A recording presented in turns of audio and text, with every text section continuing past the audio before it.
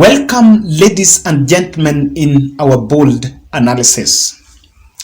In one of my videos in this channel, I analyzed that one day William Ruto can rise to the highest office in the land. That time is not August 9th, but he will have to go through an election cycle. And I also analyzed that the 2022 August 9th general election is the start of his presidential, his journey to the presidency. So this statement, I think, caught the attention of many. And now people have been getting to my WhatsApp and asking me, Kevin, what is your understanding on the kind of cycle that deputy president will have to go through? If you listen to President Uhuru Kenyatta's speech during, I think that is in Sagana 3, he mentioned that he was telling the Mount Kenya leaders there, that Ruto is not a bad person, lakini let him still mature up. To many people, it might be taken as if openly saying that Ruto is not yet ripe for presidency. However, in this video, I'm going to look at some 5 mistakes, and these are observations that I've seen since 2013, that to some extent they colluded to deny William Ruto a prime opportunity to continue with President Uhuru Kenyatta's legacy. The 2010 Constitution envisioned a hip-bone presidency, where the president and deputy were working together, tied down by the constitution. So if Ruto was to become the president after President Uhuru Kenyatta, it was not to be packaged as taking over, but continuity. So the element of continuity would be there.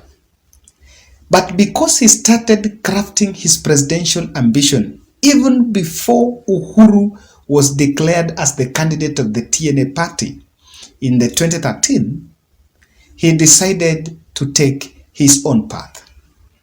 And today I want to make it categorical that deputy president was never part of President Uhuru Kenyatta's tenure. He was not part of what Uhuru wants to do. He was with President Uhuru Kenyatta so that he could form and make his own journey to presidency. This is very critical. And one thing that you can see is that finally at the end of the second term of President Uhuru Kenyatta, they have finished separated.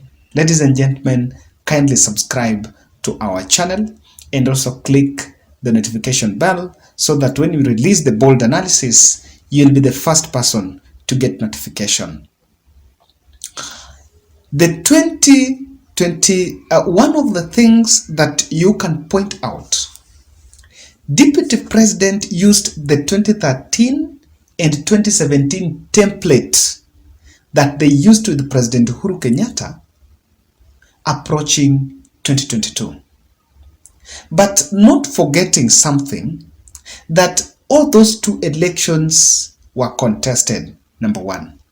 Number 2, the dynamics have changed.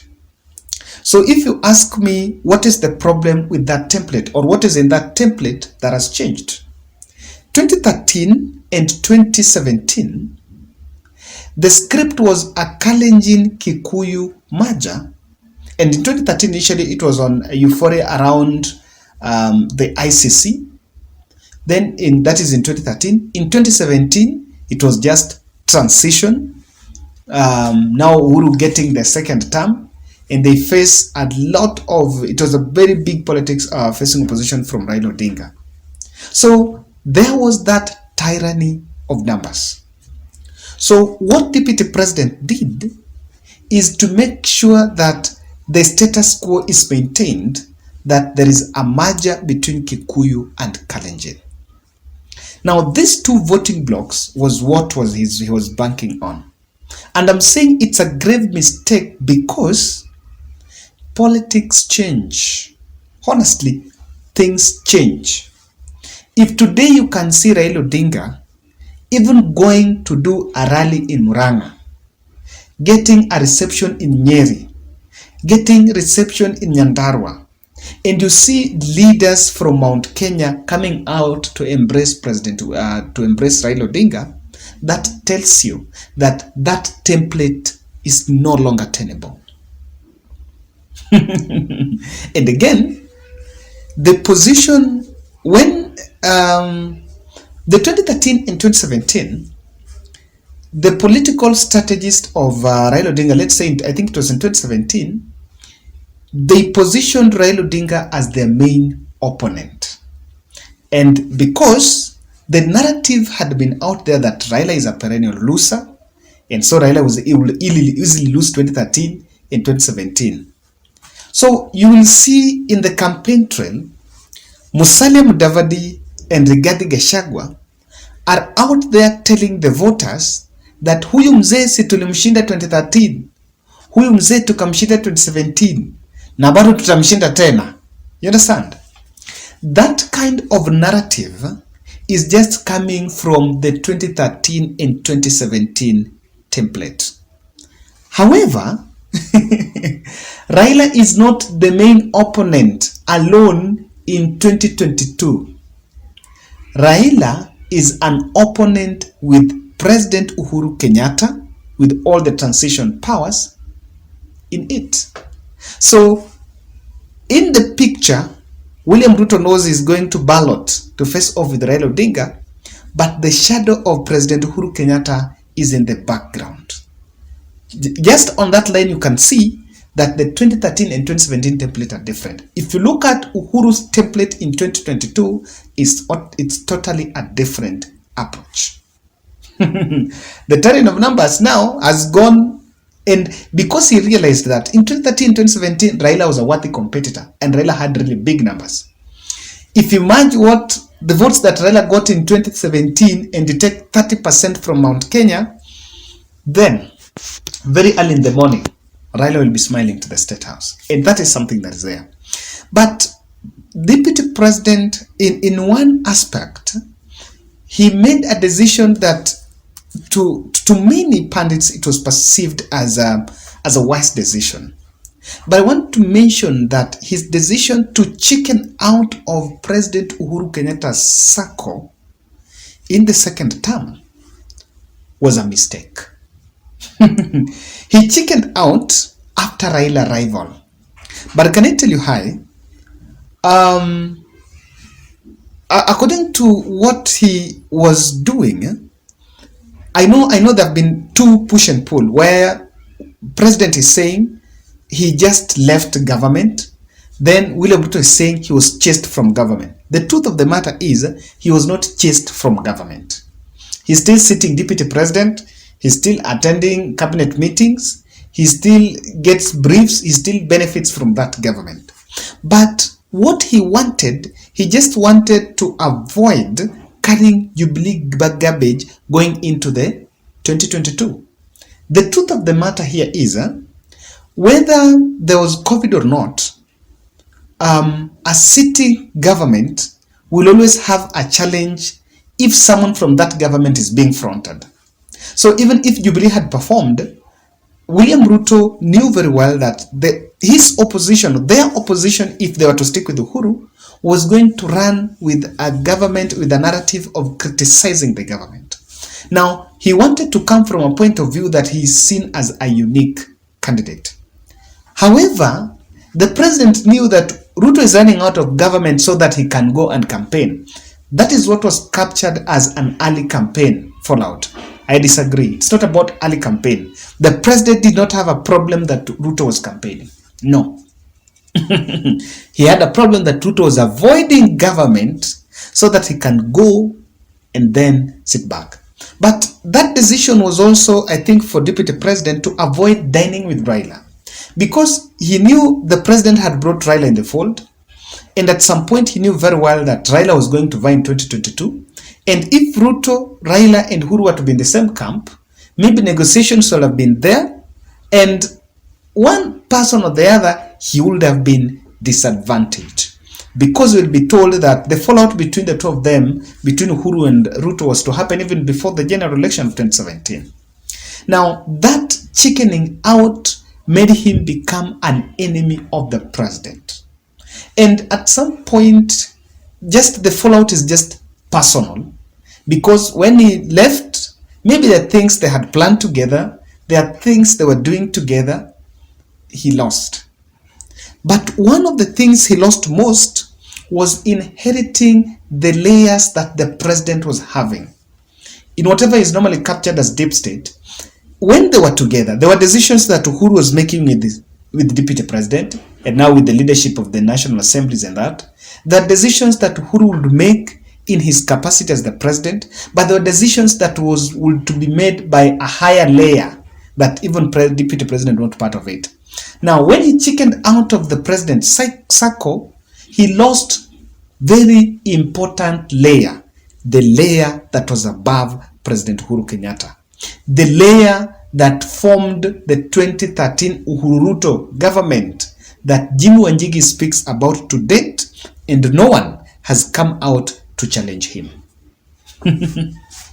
That, guys, the people that work with the deputy president, if you've had a privilege of talking to someone who has worked around him personally, I've interacted with some one or two people, maybe fourth layer from his circle, but you'll be told that the kind of advisors he has, he's the most senior advisor of all his advisors. Yes, if you just look at the people in that campaign trail, apart from Musalia Mudavadi, all the others are young people. The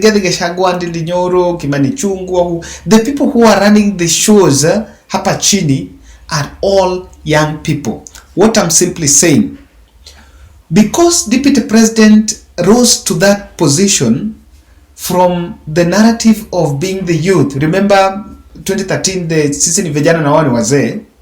He made a blunder by uprooting the veteran Kalenjin politicians in his cycle. I'm talking about Franklin Bett, Henry Kosgei, and the likes. Franklin Bett was a state house operative in the Moi era. You know, uprooting that also means he felt out with the Moi family. Moi family was a veteran family. I think he needed to make a way, stick around Moi, so that he will still stick with the Moi family. One thing that this, the kind of blow that received in this is, first, he lost very good advisors. There was no one to advise him, tell him, now look here, if you want to win the presidency, you want to take over from Uhuru, stick with the president. He just needed someone to face him in the eye and tell him, Deputy President William, back in Uhuru. Someone needed to tell him, even if you will chicken out at the election time because of now Raila, but we'll be back in a so that baggage you still remain with that. That made him lose good advisors. And also, serving the deep international interests to some extent painted him as a man that was on his own mission. Remember last year when there was all this talk of him going to working with some investor, investing in Uganda and coming back, the 25 billion syndicate with the Nigerian guy that was hatched in Dubai, and all this, when the government was defacing the old notes, there are all these stories about money laundering and all that. Now, the such kind of branding or such kind of interests, they make people that are movers and shakers of government fear you. So, for example, Mount Kenya billionaires have business interests. Now, when they see your international interests, you're not so much, and you've really shown your claws out there that, you know, I can crush you, I can do this, I can do this. People tend to fear. And with that, even he would be perceived as someone who will destroy the economy. And destroy the economy is not for the common man. I want to get this right. Destroying the economy is destroying people's businesses. For example, look at the personal attack he's been making on Mshwari. While Mshwari is being implemented by Safaricom and NCBA, which is a bank associated with President Uhuru Muigai Kenyatta. A very typical example. So such kind of those international cuts, international networks, I think made people to see some red flags in him. And by the way, it is true that even Museveni cut ties with Ruto. And Museveni's son now has been making frequent visits in State House to meet with President Uhuru Kenyatta. And the main reason, ladies and gentlemen, which is a blunder on his end, is failing to take the interest of President Uhuru Kenyatta past this election. When Francis Atwoli said Uhuru is young, Uhuru is not going anywhere, Francis Atwoli did not mean that Uhuru wants to be president again, that Uhuru wants to be a prime minister in the BBI. No. What Uhuru only wanted is to take care, someone to take care of his interests. And perhaps in my feeling about BBI, if BBI was to sail through, Uhuru, Raila and Ruto are in the same camp, they will still work up with the document, expand that executive, and all of them be in government. So that if Kalonzo Musyoka and Musalia David will feel left out, then they will form the opposition and they go, Uhuru and Ruto and Raila go to the election in the same front with now President Uhuru Kenyatta behind them. They would have done that. But him coming out to oppose BBI and form his own Hustler Nation front was now making him an enemy of President Uhuru Muigai Kenyatta. And Uhuru Kenyatta was an institution that was in the presidency representing the senior Kenyatta family, was representing the Moi family, was representing Jaramogi Oginga Odinga, was representing business interests. I am not vouching for dynasty, but we are all in this country that all this started from dynasty versus hustlers. Ladies and gentlemen, this is my critical analysis on what I think Deputy President William Ruto got wrong. I don't know what you can also see. Let's meet in the comment section, and this is my bold analysis.